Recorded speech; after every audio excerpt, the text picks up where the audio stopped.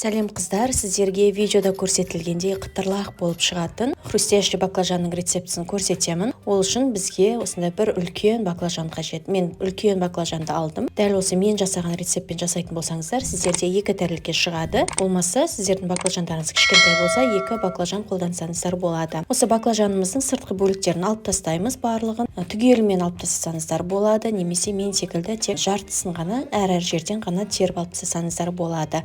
Өздеріңізге қалай ыңғайлы, солай пайдалана беріңіздер. Тураған кезде, тәрілкеде тұрған кезде түрі әдемі болу үшін осылай әр жерінен ғана кестім. Одан кейін орташа қалыңдықта кесіп аламыз және 4 бұрышты етіп тураймыз. Барлығын орташа көлемде қылып тураңыздар. Одан кейін кішкене ғана тұз саламыз да, осы тұзымыздың барлығын қолымызбен араластырып сіңдіреміз. Біздің баклажанымызды суға салып, тұзды сіңдіріп, олай жасаудың қажеті жоқ. Тек осылай бір рет кішкене ғана тұзды сеуіп, бір араластырып аламыз, болды. Одан кейін жүгері крахмалын саламыз. Жүгері крахмалын дүкендерден сатып алсаңыздар болады. Мен видеода асықпай суретін көрсеттім сіздерге. Одан кейін барлығын араластырамыз. Біздің бүкіл баклажанымызға жүгері крахмалы сіңуі керек. Неге біз баклажанымызды араластырғаннан кейін сұйық майымызды табаға саламыз да қыздырамыз. Сұйық майымыз қызамын дегенше помидорымызды турап аламыз. Мен 2 штук помидор алдым. Осы видеода көрсетілгендей ірі етіп турасаңыздар болады. Сұйық майымыз қызды. Енді осыған барлығын бірден салып жібермеңіздер. Баклажандарыңызды бөліп 2-ге бөліп салсаңыздар жеткілікті болады. Неге барлығын салып, бетін ашып, ашық күйінде қуырамыз. Осы баклажанымыз қуырылып жатқан кезде кинзамызды турап саламыз. Немесе кинзаның дәмі ұнамайтын болса, петрушка қоссаңыздар болады.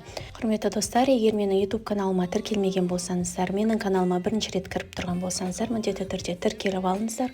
Себебі менің каналымнан үй жағдайында бар оңай рецепттерді көре аласыздар. Баклажанымыз қуырылып пісті.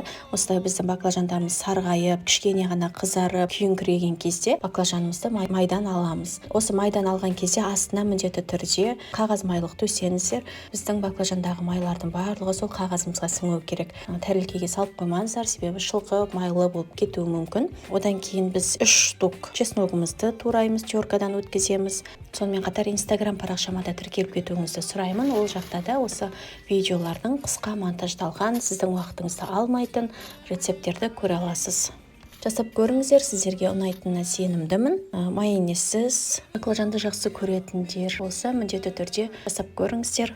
Және бір ас қасық соя тұздығын құямыз. Одан кейін осы баклажанымыздың үстіне соя тұздығын құйып, барлығын жақсылап араластырамыз. Бұл салатты ыстықтай ұсынамыз. Бұл ыстық салат негізі.